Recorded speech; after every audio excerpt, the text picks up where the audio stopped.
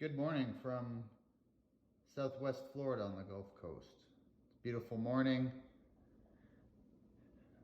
in the 70s currently. And I wanted to talk this morning about how does it really feel to be lied to on a daily basis? Not even on a daily basis, on an hourly basis, on a half-hourly basis, on a minute-by-minute basis. What am I talking about? COVID, of course. COVID starting out at some wet market, some unexpected Oriental man, Chinese guy if he was a Chinese citizen, eats a bat and then causes this. Anybody really believe that when the Wuhan lab is just down the road? That was sponsored to do gain-of-function research? That is a lab known for its COVID abilities?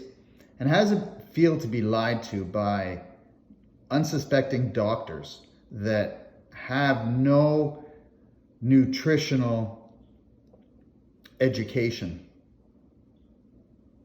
So what am I talking about with that? Ever heard of metabolic disease? The big push to get us off using lard, go to vegetable oils, or get off butter and go to processed margarine. Let's take a look at actually what happens with metabolic disease. 95% of all processed foods that you can buy in a store down the aisles have sugar in them. If you look at milk and you take the fat out of it and you look at skim milk or 2% or 3%, and you take the fat out of that, what are you left with? You're left with milk sugars. Any of these fat-free foods that have sugar in them, you're spiking your insulin, which is making your pancreas work. The more sugar you eat, the more simple carbs you put in your body with calories, you're gonna start to gain weight. You're going to start to see that little pudgy stomach start. So what does that really matter? You're just a little bit overweight. Your pancreas is having to work to bring down your blood sugar. The only way it can do that is with insulin. And it gets to a point where your pancreas just basically says, I can't do anymore. And then you become, worst case scenario, insulin dependent. Now, I'm not talking about people that are born with problems with their pancreas and insulin levels. I'm talking about people who over time cause this on themselves. So we gain weight, which is an inflammatory response. No matter what anybody says, it's inflammatory. The bigger you get, the more inflamed you are. We have a pancreas problem then. Right? And then the whole thing about statins and cholesterol medication.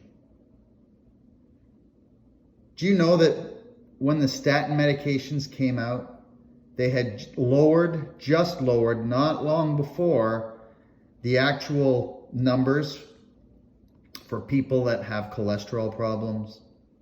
Then how many people were put on statins? And how many of those people that were put in statins had muscular issues, no strength? So then they had to do their own research somehow and get CoQ10, feed that back into their body through a supplement, when the CoQ10 was in the cholesterol that they are trying to reduce in the first place. It doesn't take much anymore if you're really interested in your health. And I mean really interested in your health, to get on YouTube and do a little bit of research now to the new evidence that's coming out, to what cardiologists are starting to say about cholesterol, how these simple tests of LDL, HDL, and total cholesterol are basically bogus. That just because you have elevated cholesterol you still have no chance or a very little chance of developing heart problems. They keep trying to put me on statins, and I keep refusing. I will not go on a statin. I know what it did to my mom. I know what it did to my aunt. My aunt couldn't even walk up and down the stairs. She took herself off statins. She kept drinking, as they called in England, full fat milk. She lived for another 20 years. Never ever had a heart attack. But it's this push for statins. Now, when we look at COVID, when we look at lockdowns and what they've done, keep us trapped in the house. Don't go outside. Don't go on beaches. Don't go to the gym. And yet, the big supermarkets, the multinational chains can stay open and serve their crap food. Now, not all of it's crap, granted, but most of it is. So you sit at home in your little bubble, self-isolating, eating crap food, scared out of your wits if you're that way inclined, that you can't see your family, putting on a face diaper that traps nothing in the way of tiny aerosolized particles to get you even more unhealthy, knowing that COVID attacks the unhealthy. It attacks the overweight and obese people. It attacks the elderly with chronic issues. This is not a disease that attacks the healthy. Now, you may see a healthy person get COVID, but what's their underlying conditions? You don't know that they don't have cancer, stage 2, stage 3. If they've never gotten checked, you don't know what's going on inside their body well before COVID hit. They may look healthy on the outside, as my mom did, until she walked up a ladder one day, and from then on she was in constant pain. She was line dancing every week. She was going out playing bingo with her friends every week. She was living an active lifestyle. And then all of a sudden cancer hit. A month later, she was dead. So to anybody looking at her, she was healthy. We don't know what goes on inside someone's body, including, I don't know what's going on inside mine right now unless I get a full scan. The point I'm making here is, if you really want to become healthy, then you have to make a lifestyle change. Right? Any of this crap I hear about yo-yo diets.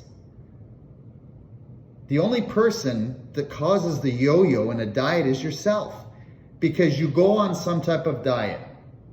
Then when you got to the weight you want to be, you start eating the same garbage that you ate before the diet. It wasn't the diet that didn't work, it was you, because you fall back into those same unhealthy habits instead of maintaining. Nobody's saying you can't go out and enjoy yourself and have that nice piece of cheesecake or ice cream, but in moderation. And whatever you did to get your weight off, then you have to keep doing that for the rest of your life. You can't just stop. So currently my wife and I are on I don't want to call it a keto diet, because to me that's just a fad term. We're on a high protein, low carb diet. And what's that done for us? Well, I'm 54, my wife is 57. My fasting glucose level currently is 70. When I have a meal, it's 85. My wife is well under 100 as well. She's in the 80s. What's our blood pressure in our 50s? My wife is phenomenal, her blood pressure. She is usually hovering at about 113, 114 over 62. Mine is about 118/68. So we don't have any glucose problems. We don't have any blood pressure problems. We come from different families, obviously, different lineages. My mom had high blood pressure, high cholesterol as she got older. My dad died of heart attack and complications. He had 3, he had bypasses. And yet, my wife's side of the family, her mom and dad both didn't have any heart problems, and they died naturally of old age. No heart attacks, no cholesterol problems. So this whole thing about doctors and asking what your parents died of and on and on, if you make the same mistakes as your parents, then of course you're going to have the same fate as your parents. But to try and tell me that just because my dad, who smoked for 25 years of his life, who drank quite a bit more than me, but was not a drinker by any means, he liked to go out and have a beer. I have a beer right now, every few months, 1 beer. I don't drink wine that much. I don't drink liquors. If you're going to tell me I'm just because of my prone disposition to genetics that was given to me by my family, I'm just going to have a heart attack and cholesterol, I call that a load of crap.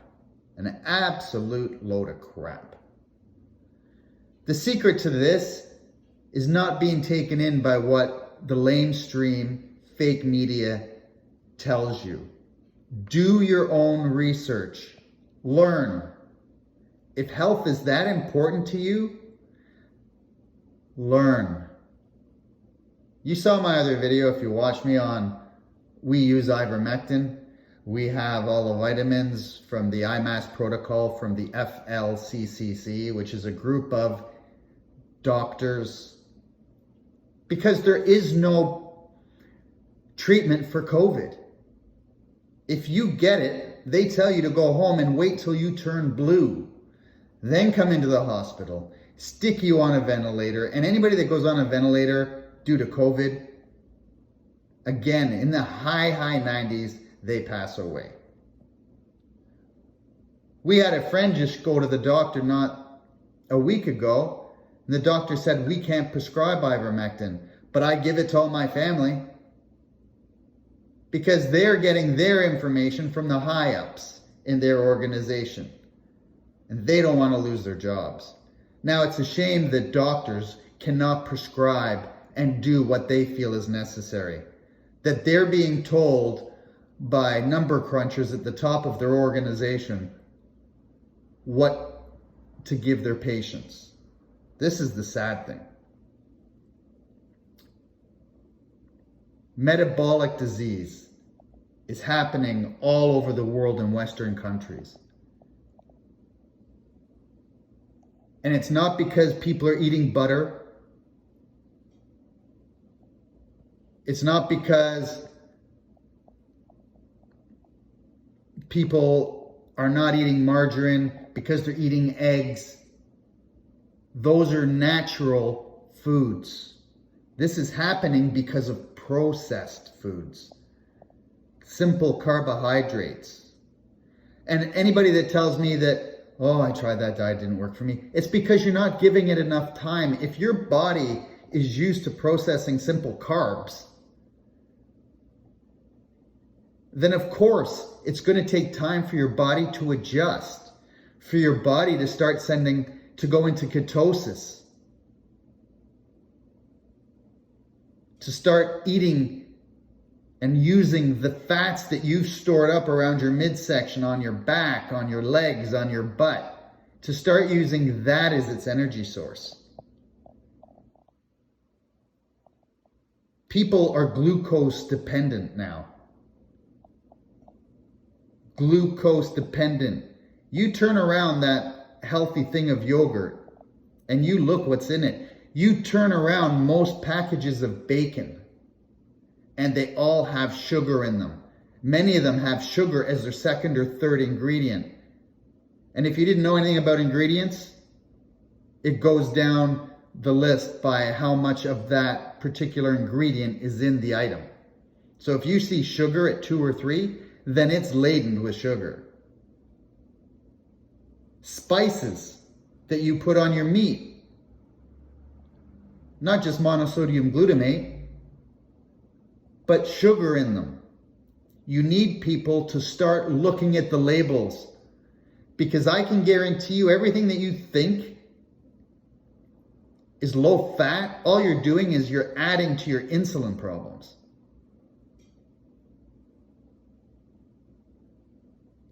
This entire exercise of 2 weeks to flatten the curve so that hospitals were not overrun has now turned into 2 years because people buy into the fear and make themselves even more susceptible to COVID. I am unvaccinated. I am unashamed. We haven't socially distanced here in Florida. We've been going out every single week for dinner because we've not been on lockdowns, except for 1 week in October of 2020, when they were trying to tell us to stay off the beaches. We've been going out every single week. We've been shopping maskless when every other person, except for 2 or 3, were walking into our local Publix without masks. We were the only ones as well. We didn't buy into the fear, and nobody said anything to us. And yet, after traveling across the country twice since this started with work, staying in hotels with work, going to one of my wife's conferences with over 400 people with work, somehow we've still not contracted COVID. None of our family members have contracted COVID. Why is that? Are we just lucky? Or have you been lied to? Do your research, figure it out, and don't just parrot what you've been told on ABC, NBC, Fox, MSNBC, on any of those stations where people are paid that don't even write their own content, are just paid to tell you a story. You tell your kids stories at bed. Why is news any different? They're telling you a story at bedtime, and you're buying into it.